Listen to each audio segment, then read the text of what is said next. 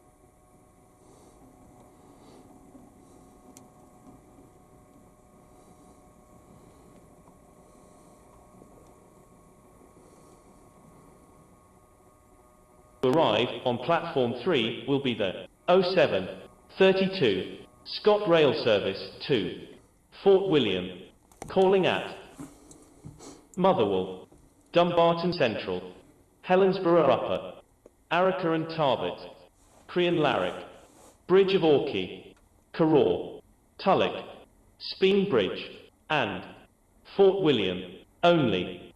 This train is formed of 3 coaches.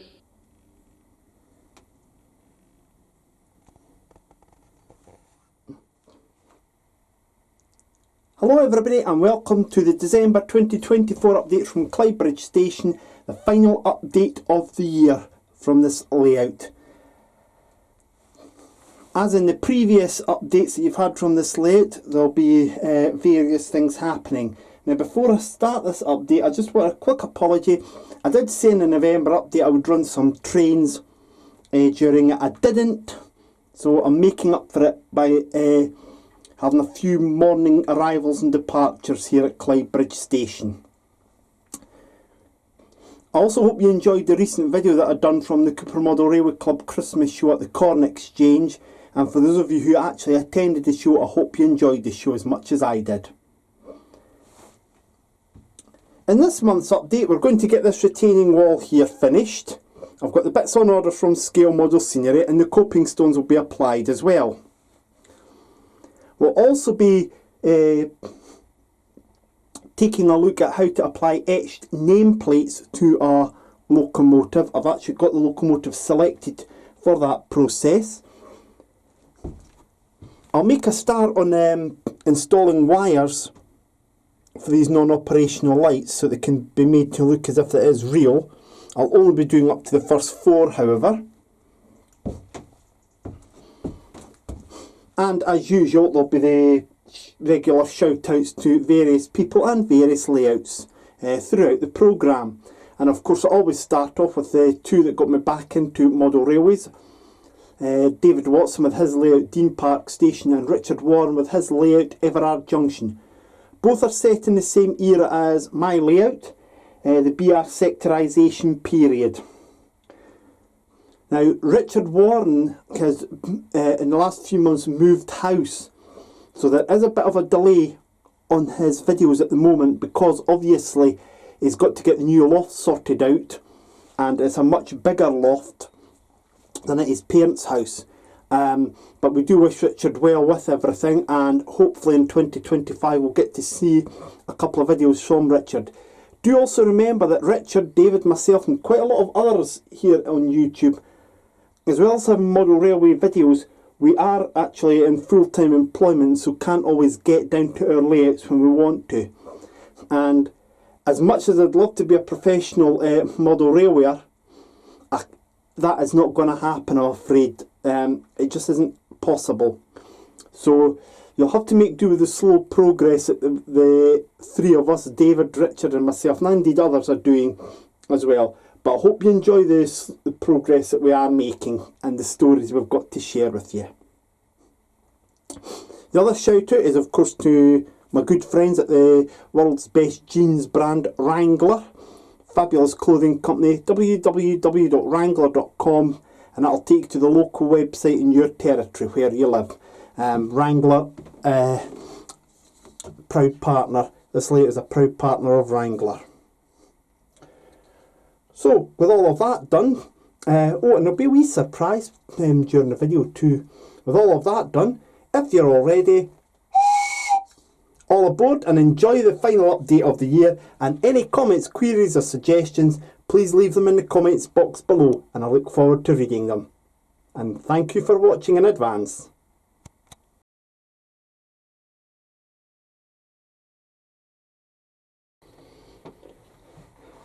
Before we get underway with this month's update, if you haven't already done so, please do consider subscribing and ringing the bell icon so you can be notified of when new videos appear on this YouTube channel. It's roughly at least one per calendar month. Etched nameplates are something that in the early days of model railways were not exactly easy to come by. You would have to actually specially order them from people, and then you would have to actually get them put on to your locomotive. Nowadays, most manufacturers supply etched nameplates as part of their accessories that come with the locomotives. The only ones that I believe don't do this is the railroad range from Hornby, but what you've got to remember there is that the Hornby railroad range is a budget range. Although if you wanted to add etched nameplates to a Hornby railroad machine, I'm pretty sure there's plenty of companies out there that can actually make them for you, post them out to you, and then you can add them at your leisure. But the standard ranges all come with nowadays etched nameplates supplied, and here's one of them. And this is Sir Murray Morrison, 1873 to 1948, pioneer of the British aluminium industry. And this is the locomotive it's going to go on. It needs to actually be given its etched nameplates for a naming ceremony. Yes, you heard right, a naming ceremony is being done next year for this particular locomotive. But more about that another time. I have another locomotive that I wanted to add etched nameplates to, and I've done that. You'll see that later on.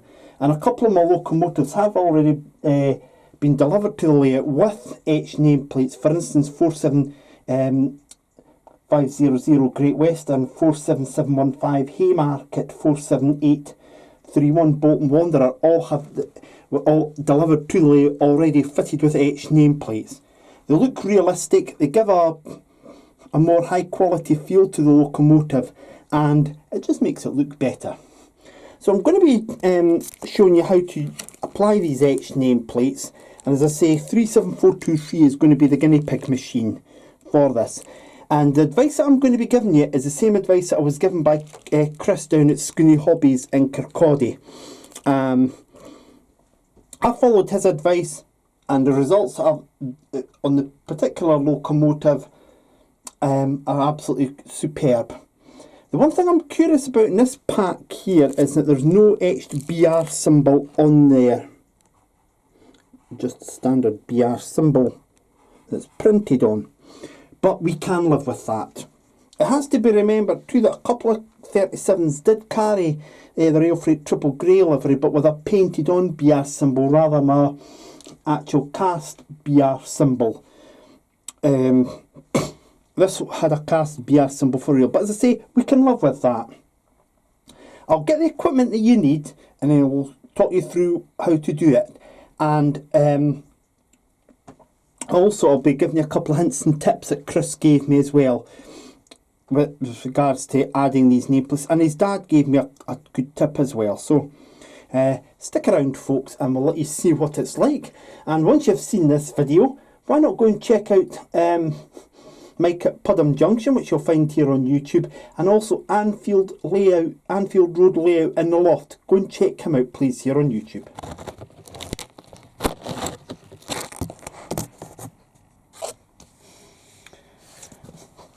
Right, we're ready to put the first set of etched nameplates on. I've took the loco off the layout and I've put it onto this bubble wrap for now, and everything will become clear shortly why I'm doing it that way. This is the varnish that Chris at Scooney Hobbies recommended I get. Humbrol matte coat. I don't know what the product number is. I think it's 114230, or that might be the batch number, but you're after Humbrol matte coat varnish. Now, I've cut the first of the two nameplates off, and would you believe it, it's actually the top of the lid's got stuck on there, so we'll carefully prise that off. There we go. Put that into the cork there. It's actually not a bad thing it's done that though. This is the first of the two nameplates. It's etched nameplates which I've removed from the holding piece. How well the camera picks that up. Now, Chris at Scooney Hobbies told me the trick is not to put too much on. I don't know how well the camera will pick this up, and you could well use tweezers. I haven't got mine at the moment. You don't need an awful lot on here.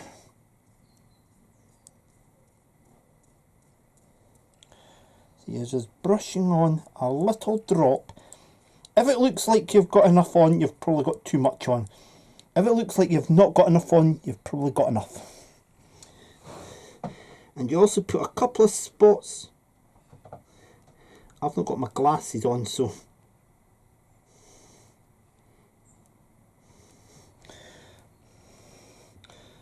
don't know how well that went on actually, cunts. Put maybe 2 or 3 spots on. I'll put that to the side, and now the camera won't pick this up very well what I'm doing, but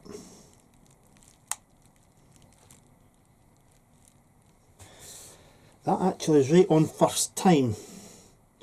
By the looks of things, oh, no it's not. You see, the varnish does allow you to move it around a little bit to get it spot on.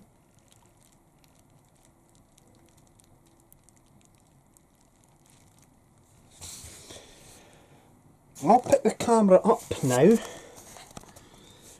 and that is the first of the 2 etched nameplates on. Now, Jim at Scooney Hobbies gave me a little tip, and this applies to anybody that's got a layout in their loft or a garage or a shed. Take the locomotive that you've just applied the first set to and take it up and let it have room temperature for a few days, and then do the other side. Simple as.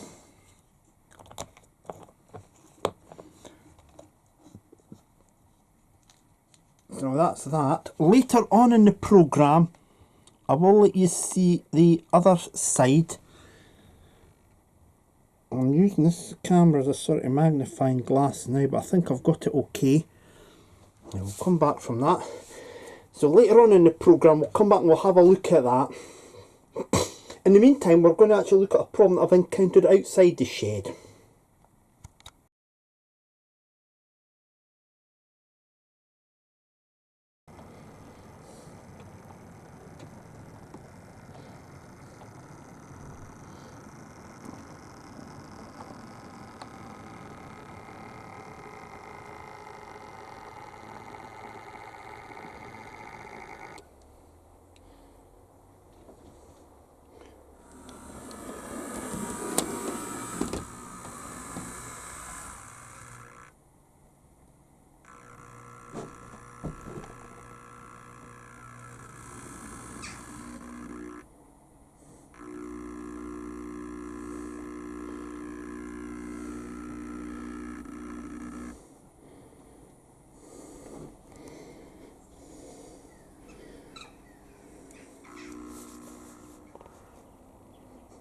This is what the problem is that I've had outdoors, and obviously I've had little strips of wood like this put on, and I've been trying to put filler in the past. Now, I've gone across to here and you can see there's some filler that I've put in the past. This is actually sort of bodywork filler that you could use on cars. I've also tried exterior poly filler, but it's just not been working right. So I've had to resort to another method, which is a little bit unsightly, but I think is going to be much better in the long run. This is plywood that I've purchased from B&Q, and you can see it is a bit frosty because obviously the weather conditions that we have out here at the moment. This has been given 3 coats of yacht varnish, and it has now been installed, and it looks to be doing a better job. Obviously some things are going to have to be screwed in a bit better. I need to put the electric screwdriver on charge, so but that is this is how the finished article will look. So that should do a much better job, and the door still opens properly. I've actually got the heater on at the moment inside. That's the problem that I've tried to solve there. If I just take you around here, some problems are better solved with a big strip of wood like that. And what will happen is that in the springtime these will actually be painted in the same shade of timber care as the rest of the shed, red cedar.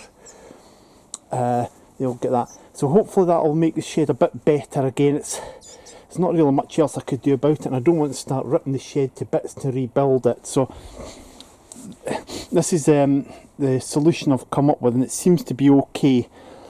I'll get another sheet of thin plywood if it ever happens again elsewhere. You could actually see it there. That plywood and the yacht varnish came from B&Q. Don't use MDF on it because it's not really designed for outdoors, and the plywood was interior plywood, but it can be used outdoors, but you have to put yacht varnish on it. So as I say, I followed the instructions that were on the tin and put 3 coats of yacht varnish on it. Leave at least 8 hours between the coats. So what I actually done was left it to the next day or the next couple of days, depending upon my shifts at work. We'll get back into the shed now, because we're going to have a look at the finished article on etched nameplates, but it's not going to be 37423, which is up the stair in the house getting its varnish dried for the nameplates on the other side. It's another locomotive.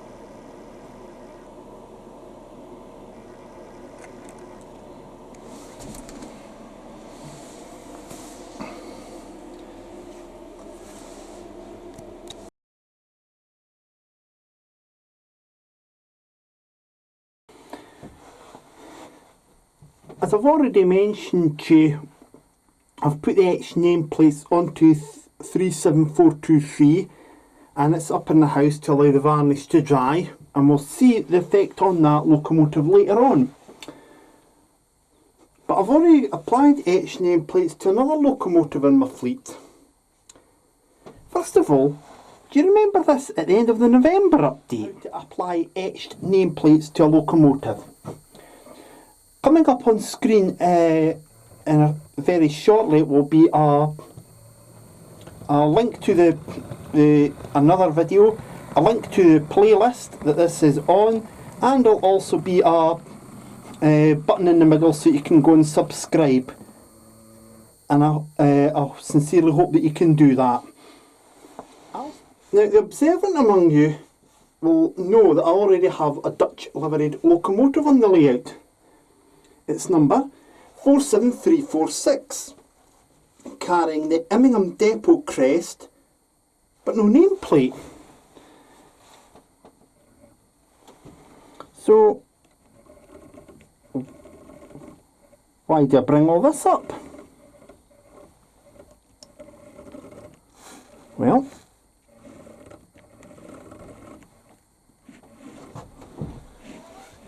we have a surprise in store for you all.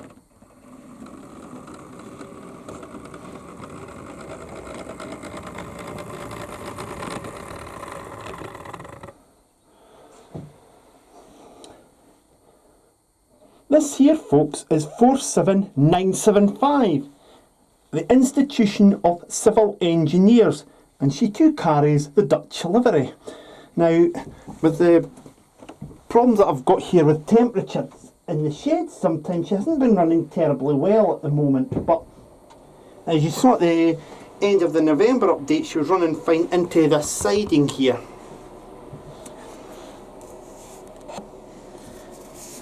The locomotive was purchased from the Rails of Sheffield eBay shop and is therefore the third Rails of Sheffield locomotive on the layout, after 47550 University of Dundee and 47715 Haymarket. And she's had the etched BR emblem, the etched nameplates and the crew depot crest added on both sides. Now, what's quite amazing is that at the time I filmed this in mid-November, nobody actually responded to in comments to the ending of the November update saying that they noticed a new locomotive.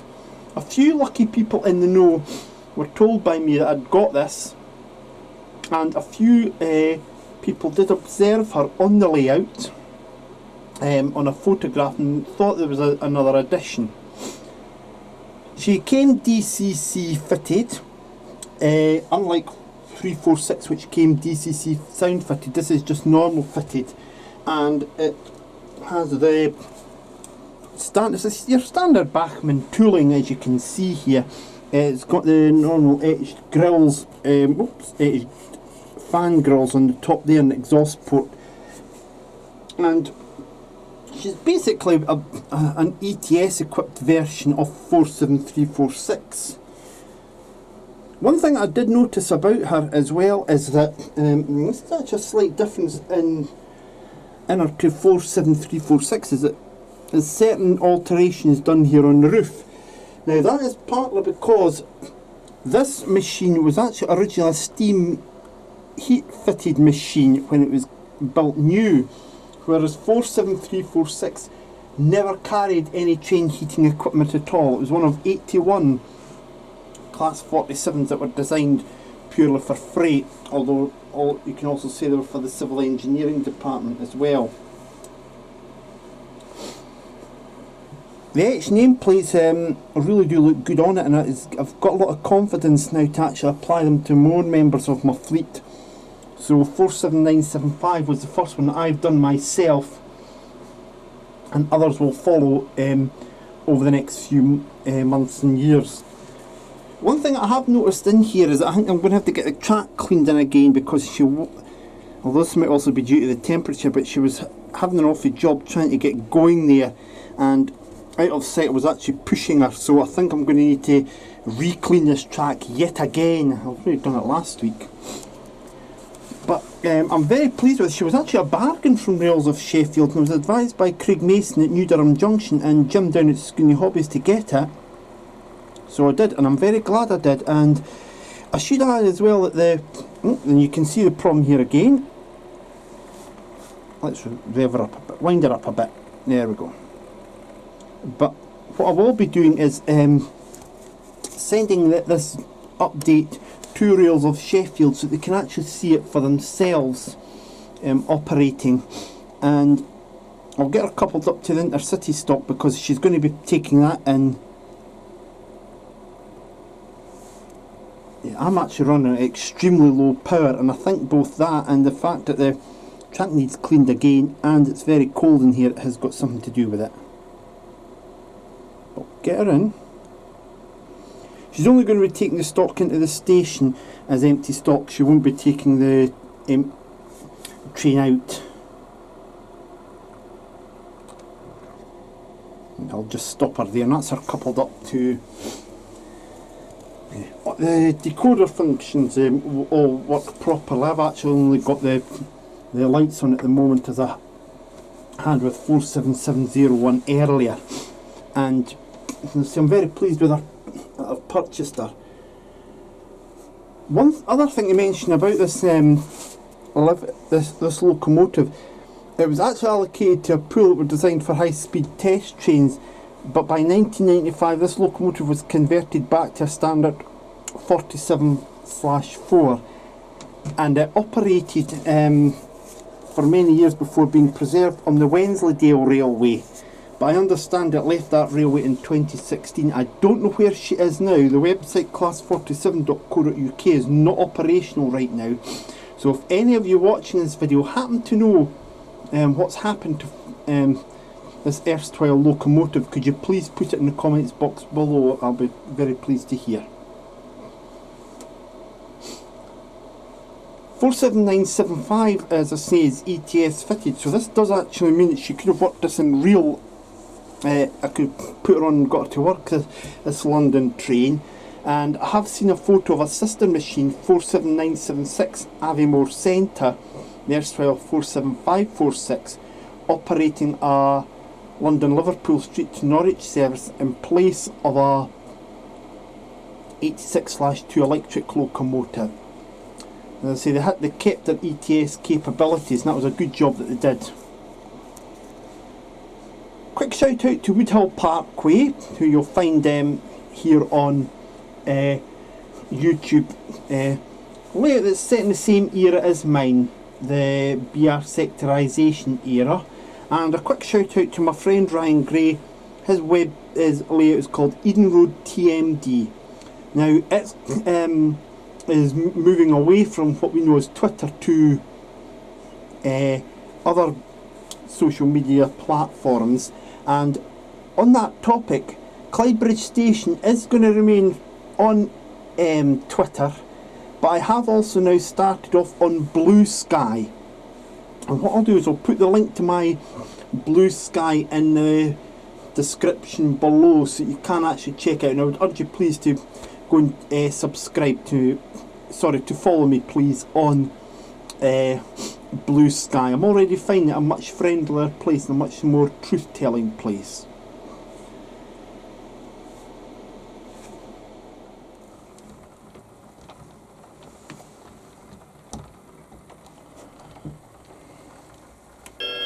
The next train to depart on platform 5 will be the 0745 Intercity Service to London Euston, calling at Carlisle, Oxenholme Lake District, Lancaster, Preston, Wigan North Western, Crewe, Watford Junction, and London Euston only.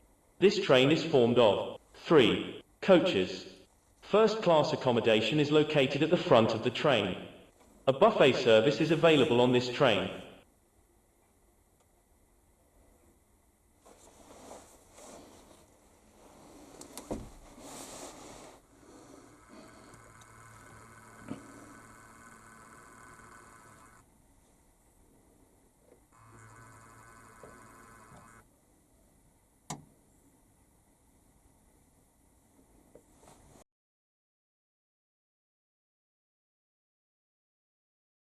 Just before we go on to our next item, something I've noticed here as well. Look at that light there behind 47475, the buffer stop light. There's how the points are set now, and that's it on. So I'll just bring the camera back into an angle. I think you can just see it. I'll zoom in. Yeah, you can just see it, so I'm going to zoom out a bit to here. something I'll need to check. For some reason there's no power getting to that, so what I'm going to have to probably do is put dropper wires in here. Just out of interest as well, I noticed that the lights are still showing on 47573 now, and you can see there, they've gone out now. So I'm going to try and bring 47573 out the shed, and I'll just see if there's any power. Nothing at all, you can see there. However, if I was to change that point, I'll just stop it there. Now that's me just put it back. So I'm going to need to have a look into that. I hope it doesn't mean I've got to replace this point, but we'll see where we go from there. It's a very peculiar problem, that. But that's something I'll speak to Scooney Hobbies about, see what they suggest is the cause of that. Anyway, we'll get her over here now, because this is the next project, and it's going to be the finishing of this retaining wall. Now before I do that, we're going to nip into the big shed and I'll show you all the stuff that I got from Scale Model Scenery, some of which you'll actually see in this update, but the majority of which you'll see next year. Bundle here that came from Scale Model Scenery, and the stuff that I'm going to be using in this month's update from SMS, the links to those will be in the description below. Now that won't be all the stuff that's in here, and I'll also include some stuff that's not in here, and I'm referring, like say, to these coping stones. We've got alphabet lettering. It's of quite a small size, but this is going to be for the rebuilt Quadrant Park nightclub, which I'm going to start doing in February. Manholes and drains. Yeah, we're going to need these because as part of the rebuild of the street scene next year, as you can see, the current street scene has got different shades of black as a road surface. Oh, and is also, you can see the screws in there. There's going to be new grey board going down, getting painted in a greyish colour. And these will be cut into the grey board and put in, rather than the present stick-on ones that I've got. When you, at the time of filming this, right up until mid-December, Scale Model Scenery were running an offer whereby if you spent, I think it was £35 or more on their website during a period, you got a free Christmas market stall. Now, obviously I don't have a Christmas market on my layout, but the Scale Model Scenery Railway Modellers Club weekly newsletter did suggest that you could make these as little coffee stalls, so that's going to get done next year. That'll get called Cosy Coffee. We'll use the lettering from that. Take out that packing slip now, because that's got my address on it and I don't want you to see that. Self-adhesive road markings, there's a whole kit of these. And these will be getting applied to the street scene as it goes along. It'll include roundabouts as well, and they'll also include bus stops and double yellow lines, so you'll see all those. Grey board, modelling card as it's called now, a pack of 10, that's the 1mm variety. I've got a couple of sheets left. In the January update, I will be actually painting some of these, and I'll show you, excuse me, I'll show you a method of how I know how many of these I'll need. They'll also be useful, by the way, for rebuilding radio rentals, which I'm going to do in January. The existing radio rentals building is far too high. The windows are far too high up, so the models can't see in. Concrete slab pavement. I don't know if the existing concrete slab pavement I've got down will survive when I take it up to get the road surface down, so I'm taking no chances. I've got new stuff here and that'll be going down instead. And another thing, the old pavements are made up using Pritt stick. These will get done with Yoo-hoo glue, and you can actually just see there a good example of the Scale Model Scenery LX350 Oscar manhole cover is just there. And last but not least, I've got the correct walling here. Hey, TX004 Oscar. That's the correct brick walling that I needed. One other thing, and this will be applicable to both building radio rentals and rebuilding the Quadrant Park nightclub, is I've also ordered these concrete pan tiles. Now these will be useful for a new roof because the old roof on radio rentals is felt and that doesn't look good at all, so it'll be replaced with this stuff, TX301 Oscar. As part of the January update, what I'll do is I'll rebuild radio rentals, we'll get the road surface prepared and painted, and we'll start laying these down. I'll do other work on the layout in the February update when I rebuild the Quadrant Park nightclub, which is a big challenge in itself. What we're going to be doing though is something I've just put at the bottom of the bottom of the box, silly me, is we're going to be using some of the Tango X-ray 004 Oscar brick walling to get this retaining wall finished once and for all, and I'll also be using some of the coping stones. I'll get as many of these put in as we can. Let's go back inside and I'll talk you through the procedure. And whilst I'm going back inside, a quick shout out, to and Nick Mullins, a rugby union commentator, and also to a band I'm quite friendly with on Instagram, and that is No Rest for the Spaceman. I'll put the band's Instagram into the description below. And they told me actually to go and spill the jeans. They wanted me to explain them why I thought Wrangler jeans were better. So I've went and explained that to them. So guys, I'll give you a shout out. You need to start getting Wrangler jeans. Anyway, let's get back into the shed.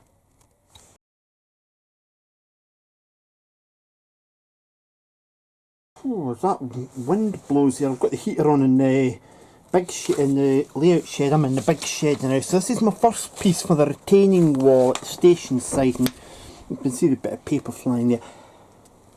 If I hold it back there, you can actually see there's a slight height difference. 14.2 centimetres here, 14.5 centimetres here is the height of it, and the distance along here is 12.5. I've got to go and put this up now and make sure that it actually fits.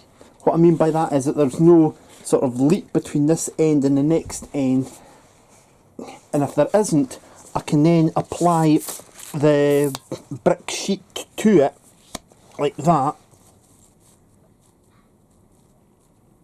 and then get that attached onto where the retaining wall will go. I'll get the uprights done first, the main panels, sorry, done first, and then I'll get the top and bottom bits of decoration, get the uprights on, and then I could do the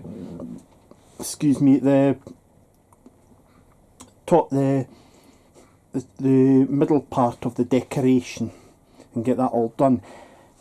I'll have enough sheets to do that anyway. That is no doubt. I only ordered the one pack of Tango X-ray 004, but there's more than enough there for that. And I've got plenty of grey board. I'm actually using the grey board modelling card, sorry, that I got from the last order. Once I'm satisfied that that's ready, it'll get Yoo-hoo. This will get stuck onto here with Yoo-hoo glue, and I'll leave it to dry for several minutes. It is quite cold, so I think several minutes is going to be quite right for that. What I'll then do is get the rest of the retaining wall panels done, and they'll be 14.5 centimetres. However, one of them will have to be a different length because of the fact they're coming up to a boundary, and then I've got to try and work my way around that. The boundary being, of course, something like one of those there inside the shed, the panel braces. I'll have to work my way around that, how I'm going to do that. I think it'll just be a case of getting one piece that's 14.5 another piece 14.5, and the third piece will have to have a drop in height to match it to the original bit of retaining wall. It'll all become clear as we go along though. Finally, that's all the panels in place there. Obviously these gaps will be covered by uprights, and here I've got the middle sections to put in. One of the middle sections I've done earlier was this one here. Much too short. That'll do as a centre section though. So I'll get that done. I think I'm going to have just enough brick walling to be able to do this, he says. Haven't said that before and the time before. And I've also got the problem up here to deal with too, but that's something that I'll have to look at another time. I'm not sure how I'm going to actually deal with that.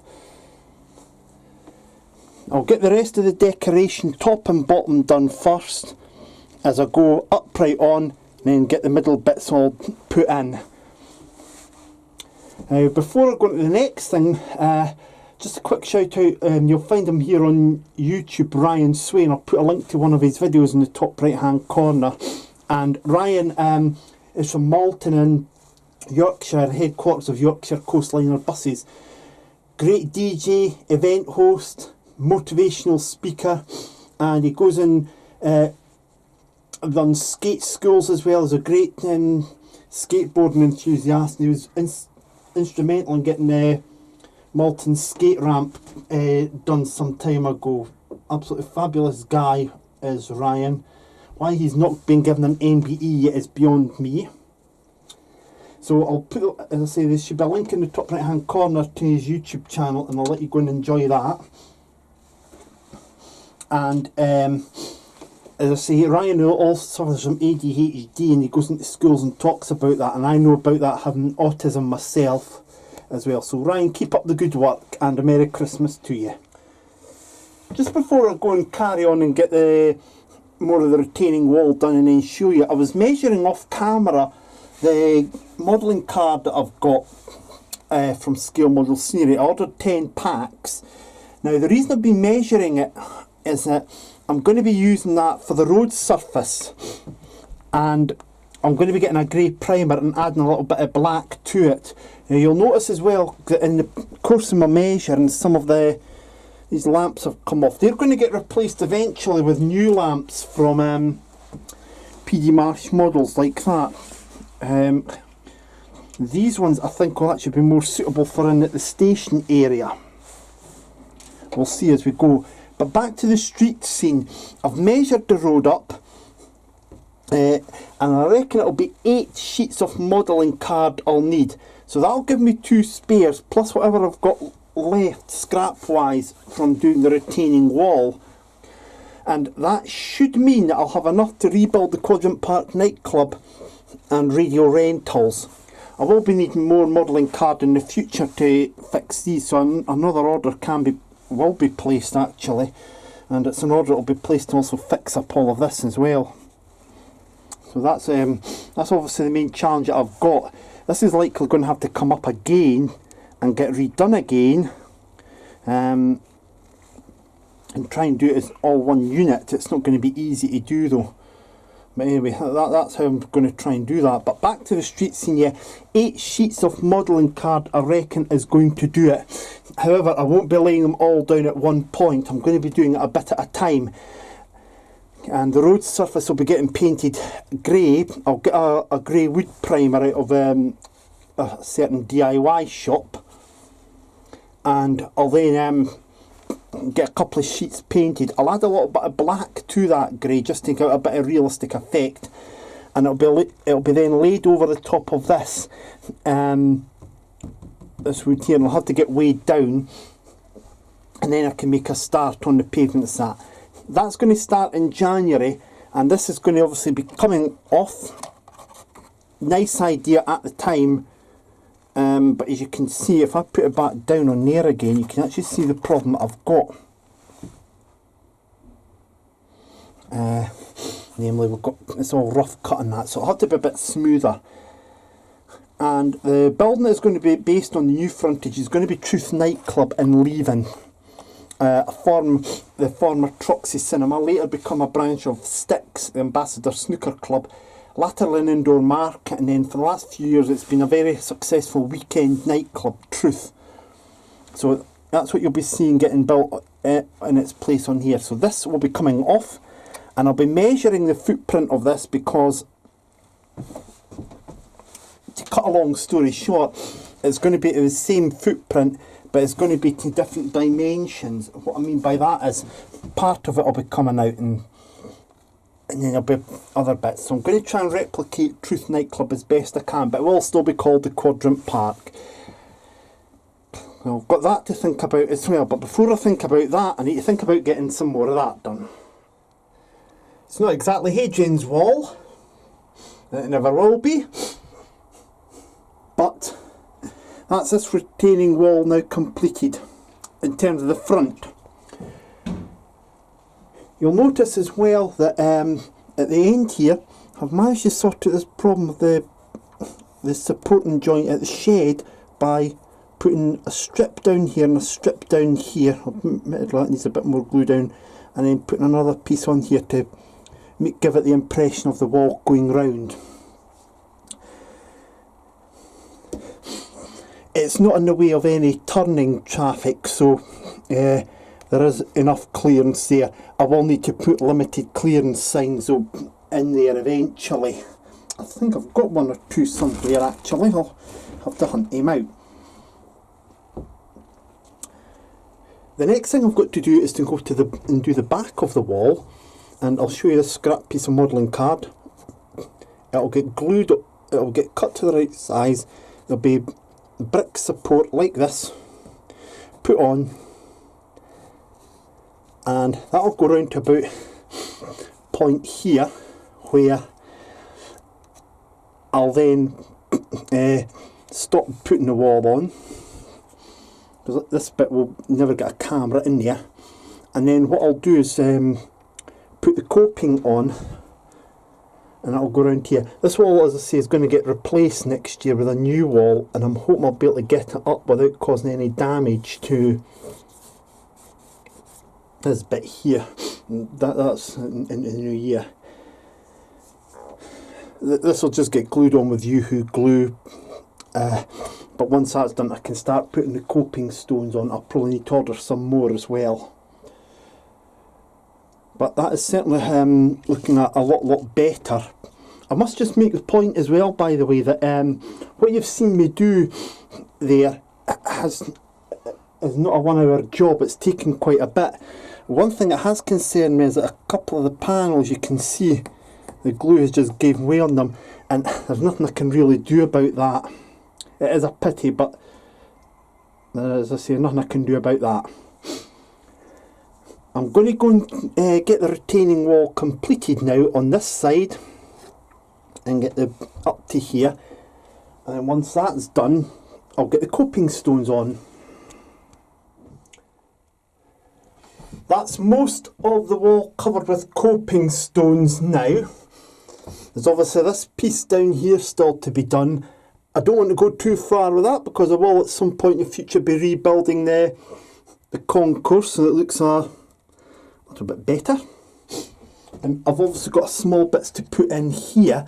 However, I don't want to do that until I've got something done here with the shopping centre, and obviously we would need to go round. So that can wait. But that is the majority of the retaining wall done now. What I've got to do here is put a gate in and a little bit of fence to sort of prevent access into this area except for authorised people. And I've decided for something here in the future. This sign will get moved on to Halfords, and what I'm going to do is make another unit here and there'll be another gate there. That's all well in the future though. Now that completes the modelling work at Clydebridge station in 2024. This here is just temporary, it's not glued down yet, and at the time of filming I might find something at the Cooper Model Railway Christmas show that could sit there instead. Although the modelling work is finished for the year, there's one more thing to show you.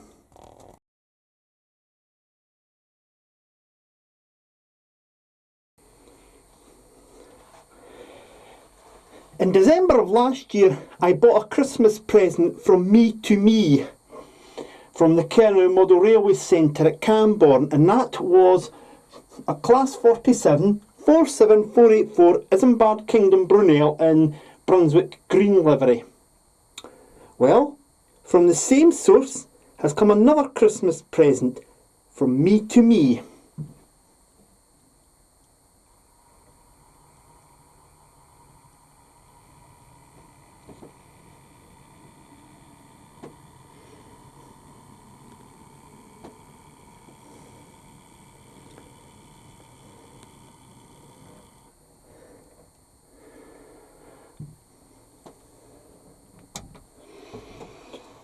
There we go, ladies and gentlemen. This is 47375 Tinsley Traction Depot, quality approved, and it carries an European style rail freight distribution livery.